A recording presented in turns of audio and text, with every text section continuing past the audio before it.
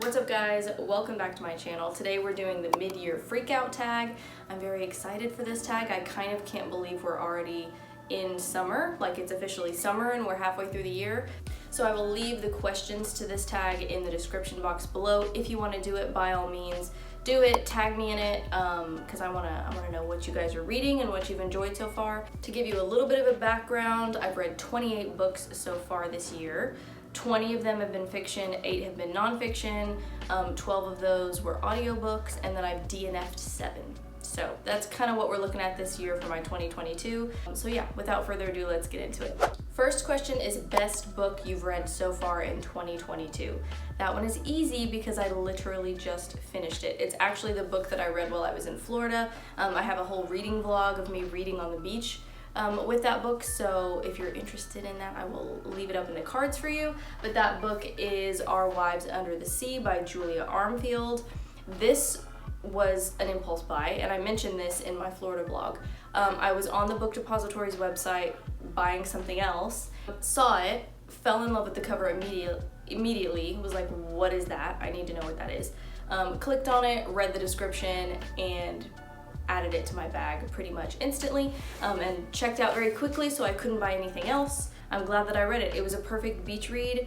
If you want something that is like water related and has to do with the sea, but that isn't like super lighthearted and like a cheesy romance like I feel like everybody usually recommends, this is for you. This is speculative fiction. It is very weird and dark. There's some body horror in here, which I love me some body horror. This follows Miri and Leah and their wives. Leah just returned from like a deep sea mission in a submersible where she was like 7 miles under the sea, and she's there with a couple other crewmates, and their comm system goes down and they're stuck down there for, I don't know if it's ever said explicitly, it's at least a couple of months I think.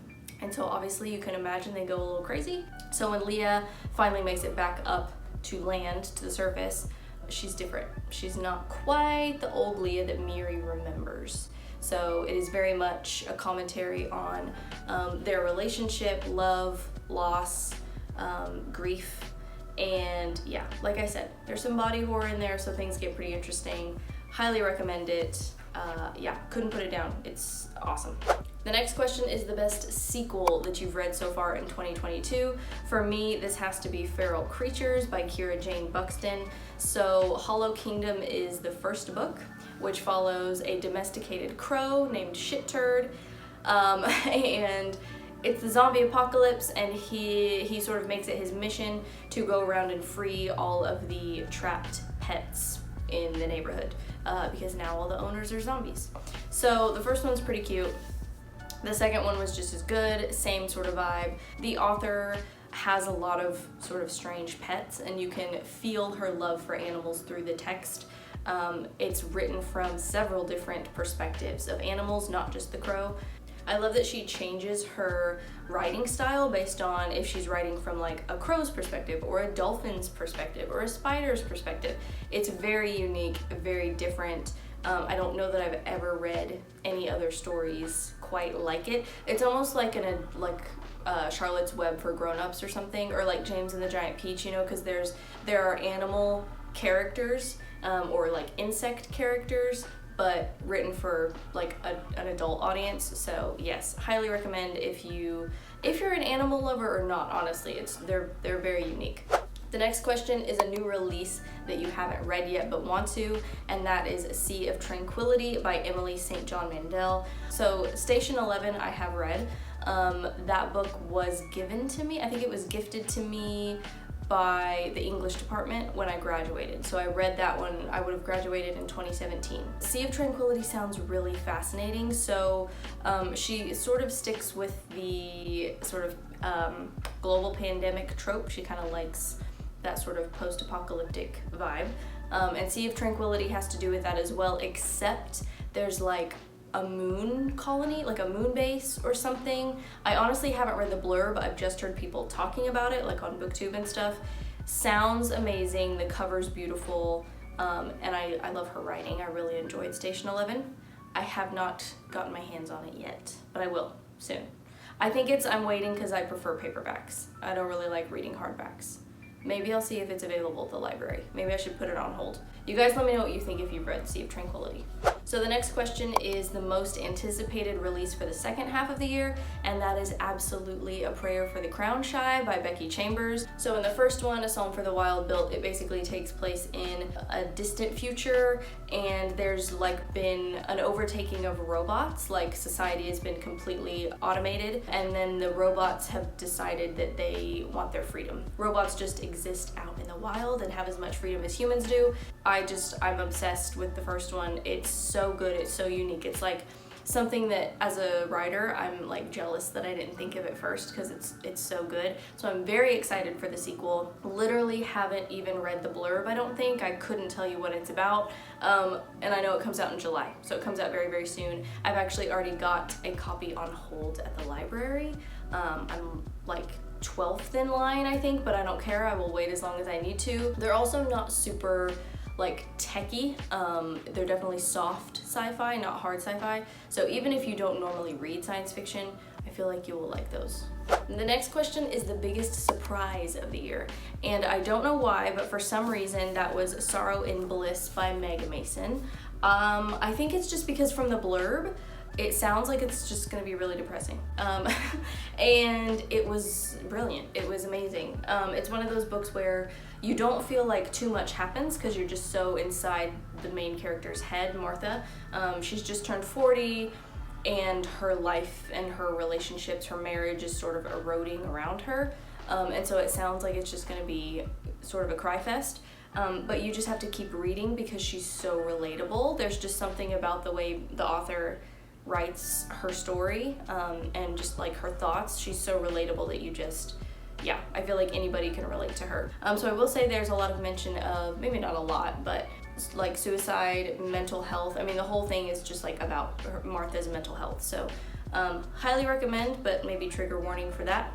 The next question is your favorite new author, either a debut author or somebody who's just new to you. Again, I gotta mention Our Wives Under the Sea by Julia Armfield. She's new to me. That book is her debut. I'm just gonna continue to sing its praises. So yes, I would say favorite new author, Julia Armfield. I will read anything she writes. Newest fictional crush is the next question. I guess I'll mention Tom from How to Stop Time by Matt Haig. He's not really a time traveler, he's not really a vampire, he just lives a really long time. He's someone who ages very, very slowly. If you've read that book, you know that's sort of the trope of the novel. So he's like, I think he's like 436. That number may be wrong, but I'm pretty sure that's how old he is in the book. I think he would be my crush in the sense that he would just be so fascinating. I would love to pick his brain because, I mean, he was like best friends with Shakespeare. It's one of those, not really historical fiction, but it almost is because the author mentions historical figures.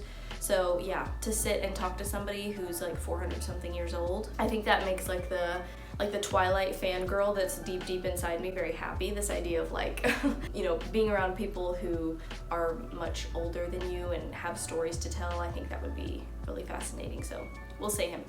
The next question is a book that made you cry. So I don't cry when I read, even when I read really sad books. I don't know why. Maybe because I have a lump of coal for a heart. I don't know. Mention some books below you guys think I might cry to. I've not read A Little Life by Hanya Yanagihara. That's probably the only book that would do it, just because I've watched so many reading vlogs of people like sobbing their eyeballs out to that book. If you think there's a book out there that'll make me cry, recommend it below and maybe I'll read it. But I will mention a sad book that sort of reflected some stuff going on in my life at the time, but that was Crying in H Mart by Michelle Zauner. This is a phenomenal memoir. It's considered like a culinary memoir, I think, because she references food so much. All the Korean food that she grew up eating, that her mom grew up making her. Essentially, her mom is slowly passing away from some sort of cancer, like liver cancer, something like that. It's basically about her taking care of her mom and, you know, kind of trying to soak up every last minute and really reflecting on their life together. It's very, very good, but obviously pretty sad. So like trigger warning if you're dealing with, you know, any sort of health issues or you know somebody who is, it's, you know, it's gonna be intense. But yes, Crying in H Mart, people are singing its praises and for good reason. Highly recommend that one. It was a 5 stars. Next is a book that made you happy. So the opposite. So for me, that would be A Room Called Earth by Madeline Ryan. This was also very unexpected. So this could also be under the biggest surprise question because I wasn't expecting much. It was an impulse buy. I was at like a Books A Million and just pulled it off the shelf, thought the cover kind of looked intriguing, and then I read the blurb and the main character is autistic, and I was like, I don't think I've ever read a book where the main character was autistic. I mean, I read like Flowers for Algernon when I was in middle school, and the main character is, you know, he's got some sort of mental disability. I can't remember what the storyline is there, but anyway, that hooked me right off the bat. Also, it takes place in Australia, so that's super fun. Very good debut. I want to say it takes place over the course of like one night or like maybe 1 or 2 days at the most. I mean, it went by in a flash. I remember like I couldn't put it down. I just like kept going until it was done. You are essentially so stuck inside her brain and her thoughts.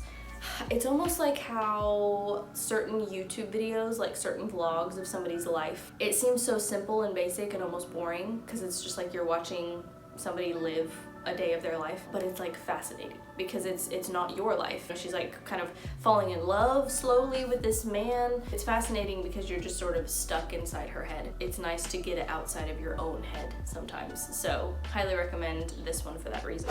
Second to last question is most beautiful book you've bought or received this year. This one was kind of tough because there are a lot of really interesting, unique covers of books that I've bought this year. Our Wives Under the Sea, honestly, I'm pretty obsessed with that one. I don't want to mention that book a third time though. I feel like that's kind of overdoing it a little bit. So I will mention Woman Eating by Clara Coda.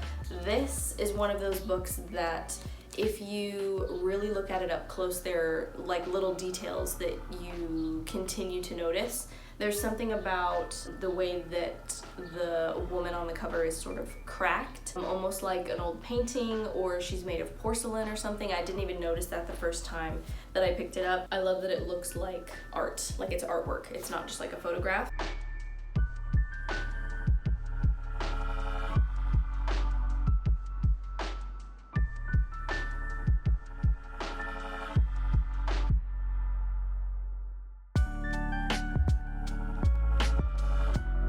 I'm probably gonna read it next. Like I may start it as soon as I finish filming this video. It's been a while since I've read a vampire novel, so super excited for this one.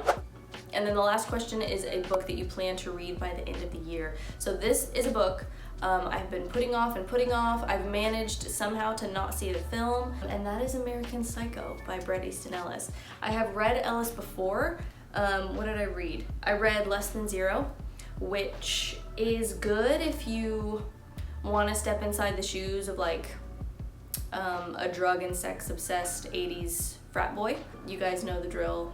Patrick Bateman says he's handsome, he's well educated, he's intelligent, works on Wall Street, but his nights he spends in ways we cannot begin to fathom. He's 26 years old and living his own American dream. So yes, this is definitely one that I am excited for. That's it. That was the mid-year freakout tag. You guys let me know down below. At least tell me your favorite book of the year so far. I feel like if you're gonna answer any of these questions, at least do that one so that I can look up those books and see if it's something that I would want to read too. Thank you guys for watching. I will see you next time. Bye. You can help me. No? Yes? Make a decision. Okay.